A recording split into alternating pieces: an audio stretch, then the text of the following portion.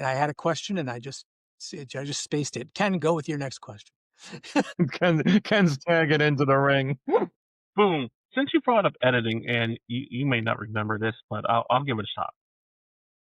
In '93, because you were editors on Wonder Man and Hellstorm, Prince of Lies.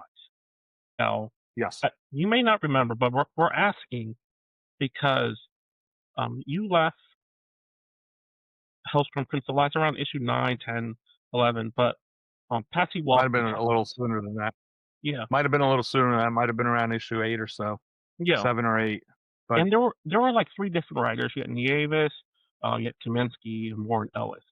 no, Warren I Ellis, did not hire Warren. Marie Javins took over as editor, and she hired Warren Ellis. I hired Len. correct. And so when you guys left, they killed Patsy Walker, Hellcat, the Avenger. Like, where was it, since you had three different writers? Well, you had two during your editing time. Was that the plan all along? And when Warren took No, of over? course not. No, I hired. Look, Hellstorm's actually a great example. I bring it up often when people want to discuss the differences between being an editor and being a writer.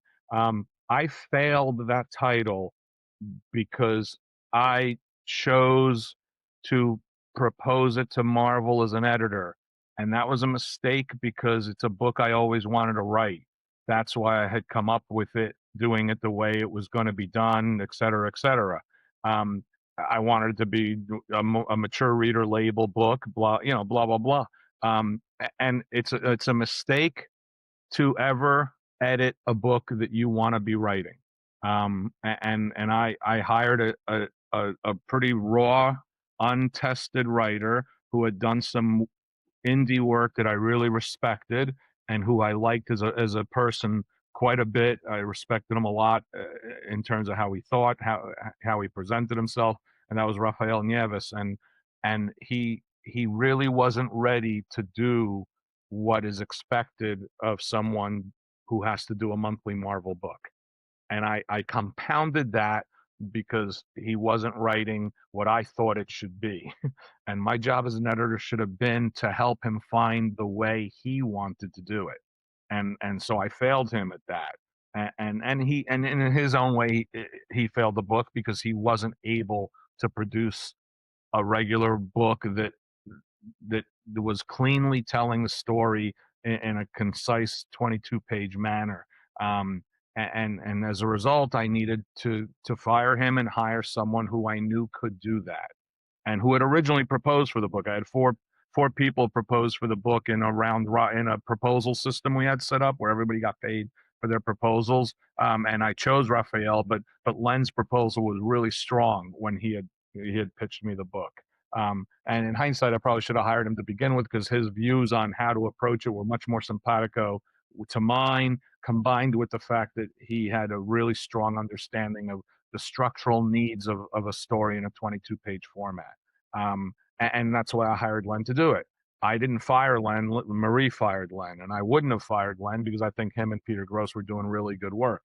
But so I think what you're talking about happening with Patsy happened when Warren was writing the book and happened when Marie was editing the book. So I have zero to do with it. I was not in the room. I have no idea what they were doing or why.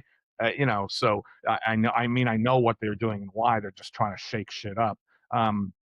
So that's what they were doing, and it was interesting because even as a very new, young, raw writer, Warren showed what he would be for the rest of his career, which was a deconstructionist who never bothered to stay around long enough to rebuild the building that he just tore apart.